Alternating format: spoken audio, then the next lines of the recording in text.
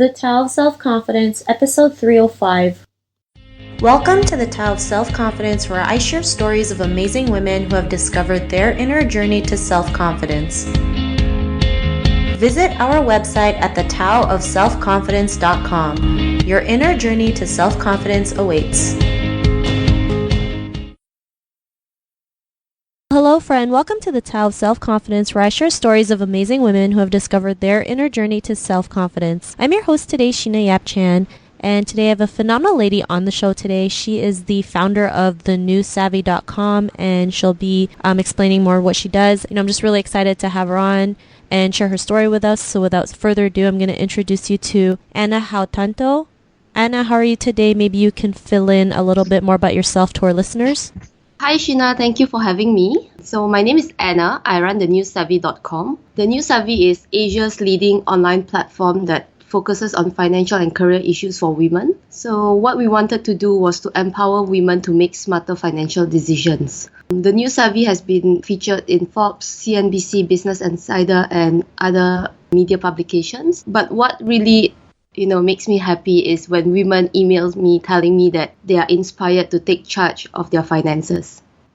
Awesome. Well, thanks for sharing that. And I truly believe, women, especially Asian women, it's necessary to go out there and learn how to, create their own income, especially when you hear, some places like in China where, they're not allowed to have their own name on property and, everything gets taken away. What happens to the woman then, right? And this is stuff that nobody talks about. So I'm really glad you're creating something that can really help women out there realize their power and true potential and create the income that they deserve. So great stuff. And Anna, what's your cultural background?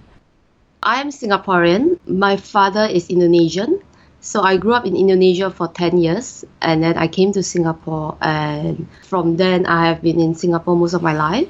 And my mom's half British. Yeah, explains the name. So, but I think for me, I don't know, I identify as a Singaporean, but I guess we travel a lot. So there's always that, cosmopolitan bit in all of us, right? Yeah, I totally agree. And thanks for sharing that. And Anna, what would be your favorite self-confidence quote? I read this recently, and I have read it a lot of times, but recently I read this again. It says, just be yourself, because no matter what you do, people are going to judge anyway. So I think for me, it's always about accepting yourself, always being yourself, being who you are. And I think people will always accept the person that you are. And for those that don't, then I guess they don't matter anyway. Thanks for sharing that quote. And, I totally, agree with you. It's like, we're going to get judged no matter what happens. We can't please everyone. So, we're better off just going out there doing what we love, and we attract the right people into our lives, I always believe. So great quote that you mentioned. And in your own words, how would you define self-confidence? I guess for me, to be honest, I struggled with that my whole life. I think being a woman is really hard. I'm sure you or your listeners feel that way too, because we are judged whatever we do. We don't wear enough makeup, we wear too much makeup, we are too fat, too thin. So recently, anyway, this is a very interesting question. So recently someone said this to me. He looked at me, a guy, middle-aged guy, looked at me and said, I think that you're too smart but not pretty enough to succeed. And I was so stunned that I couldn't say anything. I just looked at him, and I can't even understand what that is supposed to mean, So I guess for me, one of the things that I do is never listen to people. When I first started the Newsavvy, a lot of people told me that it's a very silly idea because you're effectively cutting out the men, which is half of the population. And, for investments, it has been proven that men are the more active investors. Men are more in tune to their finances. But I told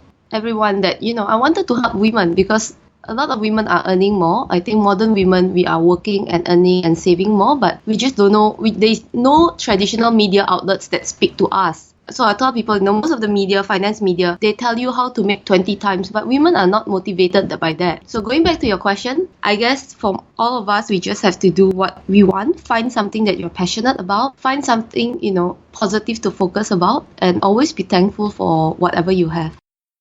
Thanks for sharing that, Anna. And it's crazy how, they think that, when you created the new Savvy that you're going to lose all the men. And it's just like coming from a scarcity mindset, not realizing, we're creating more abundance. We're helping, women win because, what you're doing is creating win-win situations, when women win, you win in the process, and we have more people out there who can create more jobs or either create more income, create more a lifestyle that they can truly have. And if they just saw things in a different way, like it's just seeing it in a better light versus thinking, oh, you're gonna take away all the men. And it's great that you're out there following what you believe in, what you're passionate about. So thanks for that great definition. And what was your life like before your discovery of self-confidence? I think for me, it was always never enough. So I always felt when I was younger, I always felt that whatever I did was never enough. Even when I get second in class, I will think that I'm the biggest loser because, number two is the biggest loser, right? You're not number one. And even in terms of looks or whatever, I guess, living in Singapore or in Asia where women are smaller in size generally, I think I struggled with that because I think generally I'm quite big bone. So what I did was maybe, I don't know, I guess I kept doubting myself. I kept asking myself if I'm good enough. And, I went through crazy diets. I went through crazy phase of like asking myself why I don't look a certain way, why I'm not smart enough, why I'm not talented enough. So I think for me, the transformation was realizing that everybody has strengths. I think when I was younger, I saw this Body Shop ad and they say only 8 out of 1,000 women look like supermodels. So, I mean, I am generally quite healthy. I am sporty. I like to play sports. But now I realize that I want to exercise for health reasons, to feel good about myself, not because I want to be skinny. In terms of talent, I have accepted that, everybody in life is made to do a certain things. You're good at certain things. And even if you're not, you just have to put in the effort to be. Like I always tell people, if you try hard enough, you will definitely achieve some kind of success. You might not be the best, but you will definitely be better than before. Thanks for sharing that. And I think that's something most women go through, not feeling, that they're ever enough, always trying to do more, even though, we are more than enough than we realize. And, we play the compare game so much, especially in Asia when there's like a certain standard of beauty. Like you mentioned, it's like if you're not skinny, then you're not considered beautiful. If your skin's not white enough, then, you're not considered pretty. And these things really hurt women out there because they feel like they're not enough. They have to go and do things like whiten their skin or have extreme diets, and those extreme diets can go to even more worse things like bulimia and eating disorders. So it's crazy what these little things can like affect people, right? And what was that point in your life when you realized you didn't have to do that like you didn't have to keep on thinking you were never enough, like you were more than enough to do the things that you want to be the person that you are today? I mean, to be honest, I think that this is something that I've always written extensively about. It's crazy how women always doubt ourselves, Even I have met so many successful women and they can build amazing multi-million companies. They're beautiful, they're smart, they're so talented. And they tell me things like, I don't know if I'm good enough. Or there are women who tell me like, I doubt myself. And I realize this is a universal problem for women, that no matter how good you are, you always think that you're not good enough. So no matter whether you're struggling or you're doing well, women always doubt themselves. And they always have this, what I call the imposter syndrome. Well, I didn't call it. It's a name, right? Whereas men tend to have that natural confidence. And I think one way to deal with it is to actually be very objective about it. So one thing that I read was to actually look at yourself the way somebody else will. So instead of you criticizing yourself, you look at yourself. Like, for example, you might see a lot of good things about me, which I don't. And I will see a lot of, very beautiful things about you that you might not, you see. Because I think for women, we tend to focus on our shortcomings. A lot of people say that, when you look into the mirror, you always look at, people always say like, oh, my thighs are flabby, I have, fat stomach, but you don't see the nice parts of yourself. So I guess for me, that was one of it, accepting myself for who I am. The second thing was, I think generally like reading. I'm quite a geek. So I realized that I love finance and I actually put in a lot of effort for it because it doesn't come naturally to me. And the more I did it, the more confidence I got. And I realized that, hey, I'm actually quite good at this. And I guess if you ask me about transformation, I know this does not relate to like, being pretty or being skinny, but that was the point where I think in life you need to accept who you are, because you can't change a lot of things. But you can change the circumstances you are and change your mindset. Focus on the positive part. See what are some of the things that you want to improve. But of course, again, I'm very realistic, right? It's not like if you are 1.6, you will never be a supermodel. And no matter how much you eat, if your bone structure is big, it's just going to be like that. I think a lot of it comes with maturity and age of accepting who you are, being comfortable in your own skin, and realizing that, being beautiful does not mean a certain standard.